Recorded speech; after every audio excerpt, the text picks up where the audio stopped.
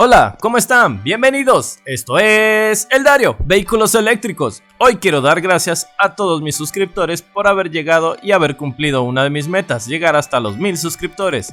A cambio de eso, yo les voy a hablar sobre un tema bastante importante, que es cómo modificar o hacer tu propia moto, scooter o bicicleta eléctrica. Así que, no te despegues de tu asiento, que esto acaba de empezar y dale play. Uno de los primeros pasos para realizar este tipo de proyectos debemos de tener bien en cuenta lo que vamos a hacer.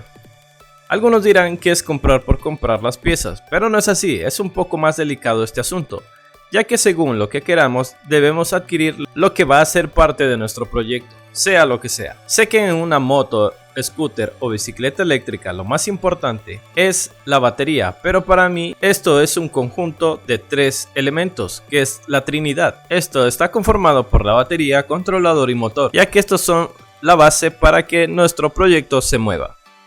Pero quietos ahí, antes de pasar a esto debemos de tener en cuenta lo siguiente. ¿Qué queremos en nuestro proyecto? ¿Velocidad o autonomía?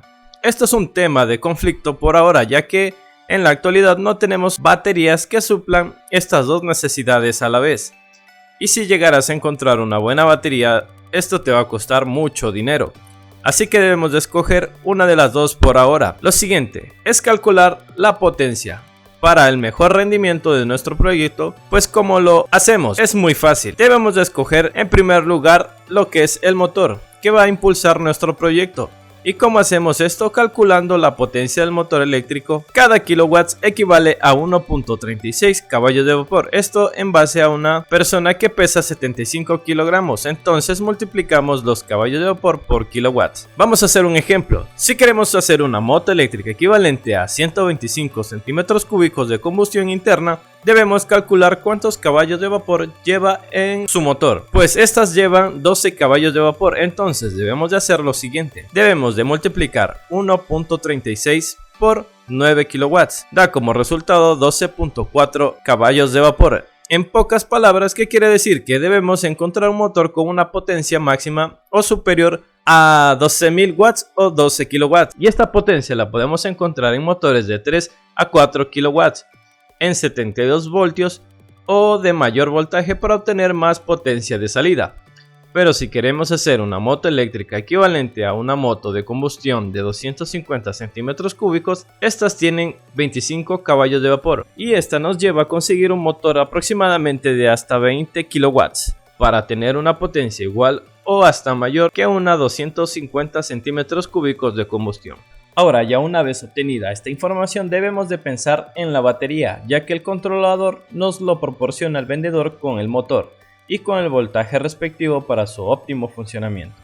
Entonces, si queremos una buena batería, debemos calcular los watts o kilowatts que consume este motor eléctrico. Ejemplo, si tengo un motor eléctrico de 4 kilowatts y voltaje 72 voltios y 55 amperios, debo multiplicar los siguientes valores para saber su consumo.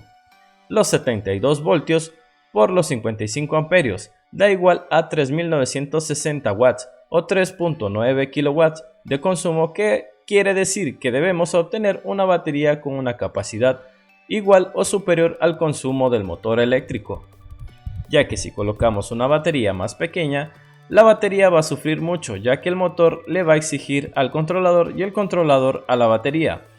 Estos casos se ven en la actualidad en muchos vehículos eléctricos, que la capacidad de la batería no es igual al consumo del motor eléctrico. Los fabricantes, para evitar sobrecalentamiento o el excesivo consumo de la batería, limitan el motor mediante el controlador, el cual regula el flujo de energía entre la batería y el motor eléctrico, evitando así grandes descargas de la batería.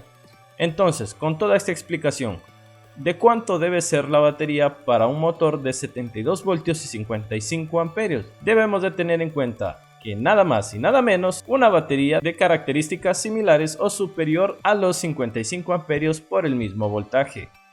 Dato a tener en cuenta: si queremos más autonomía debemos de tener un motor eléctrico mayor a 72 voltios, porque a mayor voltaje más potencia tendremos para mover con facilidad nuestro proyecto. Esto en caso de una moto, scooter o bicicleta eléctrica. Una vez teniendo lo que es el motor, la batería y el controlador, debemos calcular la relación peso-potencia de nuestro proyecto.